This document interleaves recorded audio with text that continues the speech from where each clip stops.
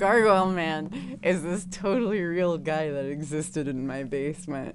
That's where, like, our Nintendo was. Gargoyle Man is in a trench coat. He's faceless. And he sat, like a gargoyle. I would, like, fall asleep on the couches down there, and when I woke up, Gargoyle Man would be sitting on the arm of the couch. It's just like a shadow person, like a being that existed in my basement.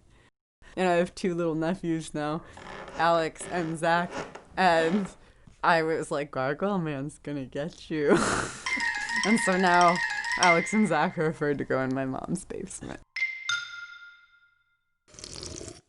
I grew up in the woods, and when I first moved to this house, my family and I got in the car, and we were driving somewhere, and I always had to sit in the backpack. So I'm looking out the back of the window, and I see this 6-foot-tall Indian chief, and he's all white because he's a ghost, and he's waving at me. And I started freaking out, and I looked at my brother and sister, and I knew they wouldn't believe me, so I didn't say anything. And then I looked back, and he was gone. And I have not said anything about this until, like, this day.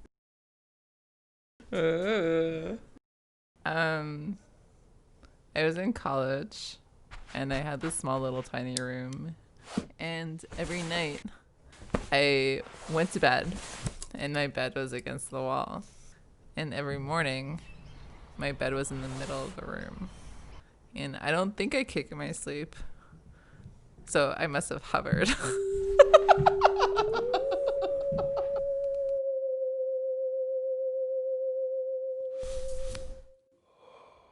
I was probably like in the 4th grade when I moved into the house, like 100-something years old, and like I had a dream one night that these little girls were running around my house with a dead cat on a noose, and they were like laughing about it, and I just thought it was like a creepy dream. And then a couple of years later, we were like renovating the house, and they knocked a wall down, and there was like a wooden box that had the word "look" burnt into it, and they opened it up, and it had like a history of the house, and it turned out it was a girls' school, and I didn't know that.